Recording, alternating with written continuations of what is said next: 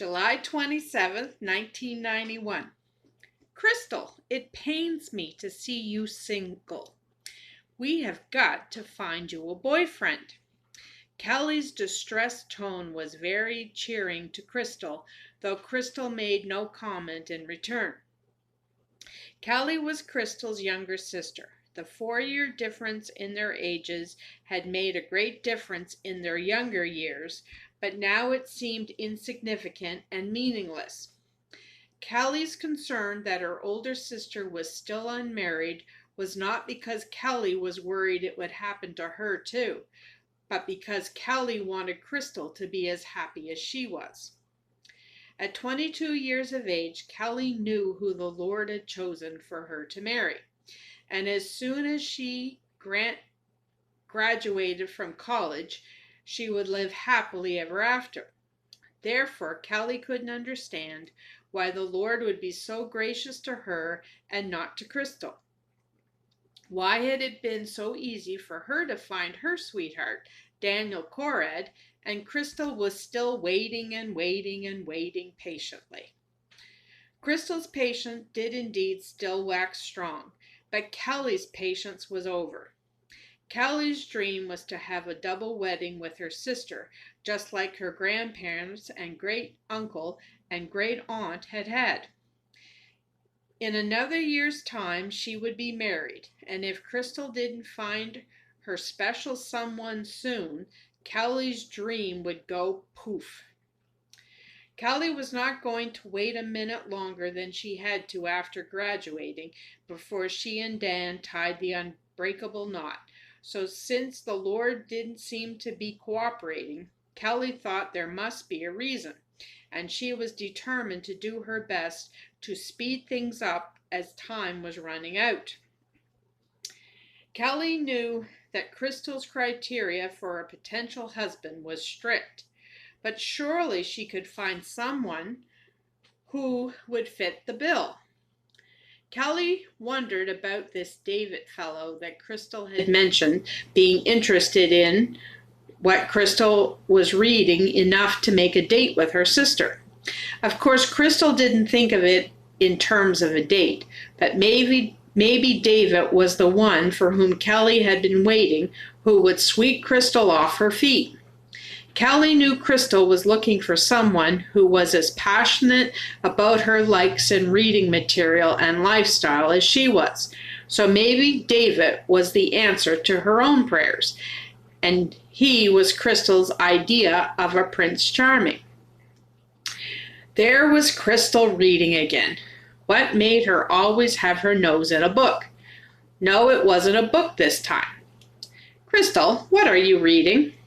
The Monthly Trumpet Alarm from Pilgrimage Publishers. Who wrote it this month, Mr. Robinson? No, an Alexander King. Alexander King? Who's he? Has he written before? What Crystal meant by these questions was whether or not Alex King was one of Pilgrimage's older writers.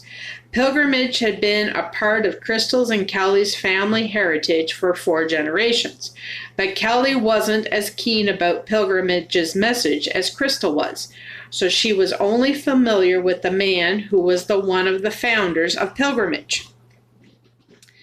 No, I don't recognize the name as being one of their previous writers, but he has been featured in their trumpet alarms for a while now. Like a flash, Kelly felt inspired.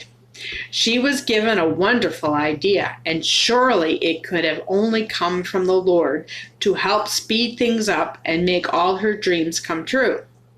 She was so sure it was not her idea that she immediately put the thought into action. Crystal, maybe Mr. Robinson now has a new assistant. You know, Mr. Robinson is getting on in years and will not be able to continue to carry on his own much longer. Yes, sad to say, Mr. Robinson is getting up there, but how I wish the Lord would come back before he takes Mr. Robinson home to heaven. Well, of course, nobody could replace Mr. Robinson, but like Elijah had an Elisha to carry on, maybe now Mr. Robinson has found his Elisha. It would be nice if that were true. Has it not been 3 years since you last saw him? Are you not planning to visit Mr. Robinson again soon? Yes, I hope to meet his staff this time, as Mr. Robinson hoped the next time I came I could meet them too. I've always went on holidays when his staff was off. You know, Mr. Robinson lives right in the same place where he works.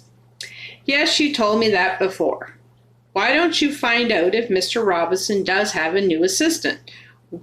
Wouldn't you want to get to know him too? Of course, but you know I don't like to pry. Crystal, stop being so shy. There's nothing wrong with asking such a simple question. What harm could it do? Oh, all right, I'll ask. I wish you and Dan would come with me this time. I believe Dan would be really impressed with Mr. Robinson's zeal for the Lord and his way. I'll ask him, but I wouldn't get my hopes up if I were you. I won't. I'll go write that letter to Mr. Robinson, as I had planned on writing him today anyway. Crystal loved to write to Mr. Robinson. He was like her grandfather, whom she never knew, of whom she was told loved the whole story the Bible tells too.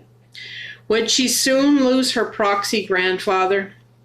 The Lord had been wonderful to have kept Mr. Robinson alive this long, as she would have so she would have the opportunity to visit with him in person and get to know him better than just via letters and his writings. But at 102 years of age, Crystal knew his time was running out. The Lord could perform a miracle and have him live to be 120, yet it was highly unlikely this would happen. Crystal wrote her letter, and after going over it to see if it was what she wanted to convey, she went out to mail it. This was the letter. July 27th, 1991. Dear Mr. Robinson, I'm sorry I have not written sooner. I can't get over how fast the time flies now that I am working full time. The Lord has blessed me beyond what I can put into words. I love my job He has given me. The people I work with are great. They are like an extension to my family, and if they were all saved, it would be true. I have had a few chances to witness, though I find it hard to know what to say sometimes. I'm so glad the Lord can work through me in spite of my shortcomings. There is one person I have been praying for of late whom I would really like to get saved. His name is David Armstrong. He has been asking me questions about the book Great Pyramid Proof of God, and he seems genuinely interested in finding out the truth. I feel the Lord has given me this burden for David because the more I get to know David, the more I can see how the Lord could use him in his service. I did not mean to go on so. I know you are busy. It seems like only yesterday I was down to see you, yet it has been over 2 years. I am planning to be in your area on September 3rd, 1991, and I was wondering if you still are up to having visitors. The last time I was down, you wished I could have come when the rest of your fellow laborers were there. So I decided to pick a working day to come and see you, and if your office crew did not mind the intrusion, to meet them as well. I have noticed how quite a few of the trumpet alarms of late have been written by an Alexander King. Is he someone that is helping you now? I hope all is well with you, and I must not keep you any longer, as I know you must be busy. Thank you for your encouragement and your faithful service and example over the years. The Lord used you to help me to understand His great plan for us on both sides of eternity. I am very thankful and grateful. May the Lord continue to bless and keep you in His loving care. And if He wills, I hope to see you in September. In Christ's love, Crystal Matthews.